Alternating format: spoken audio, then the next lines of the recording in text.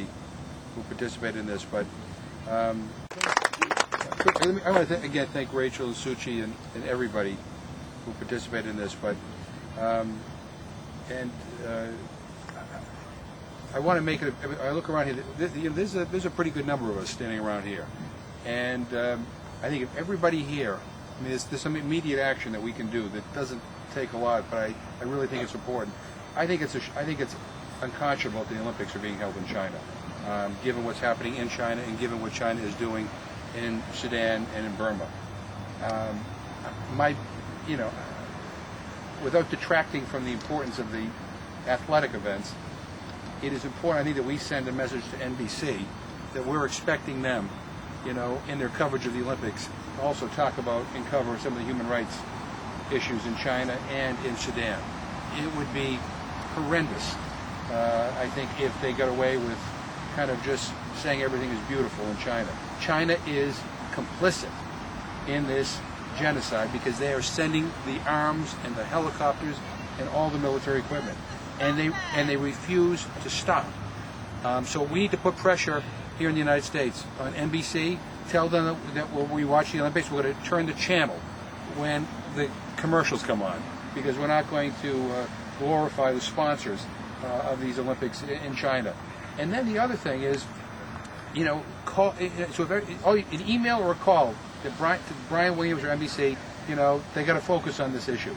And then we're not going to watch the commercials. I mean, you can call NBC in New York or email them. I mean, it's really easy to do. The other thing is one call to the White House.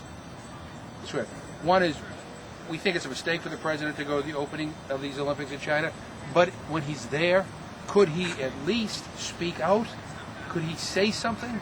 Could he say something when he's when he's in China about what is happening in Darfur and about how we hold China accountable for some of these things? I mean, 2 phone calls or 2 emails. And I mean, if all of us did that, I mean, that alone would make a little bit of an indentation. I mean, this is serious stuff. And I think with the Olympics, there is an opportunity. As much as I wish they weren't there and as much as I wish the president weren't going, let's take this mistake and turn it into an opportunity, and force the U.S. government and our television networks to help refocus attention on what's going on in Sudan. I think that kind of pressure would be really helpful. So anyway, that was kind of what I was trying to say when the thunder came down and the skies opened up. But I mean, it is inspirational to me that so many of you have come out here and that you have stayed in the rain and in the thunder and the lightning. It is, and it's inspirational to me because, I mean, one of the memories that is etched in my mind about my visit to one of the refugee camps was a woman who had suffered unspeakable horrors. She literally lost her whole family and had witnessed her whole family being murdered in front of her. And she said, I'm going to get through all this. I'm going to keep on going. But she says, what would make all of this even more unbearable is if I thought that nobody cared. That people just were indifferent. And we're not. I mean, you're not. And so, I mean, whether it's colleges or high schools or whatever, I mean, I'm happy to help any way I can, and to help raise some of these issues. But if we could just do those 2 action items, I think it would be needs to happen the next couple of days. The Olympics are coming right up.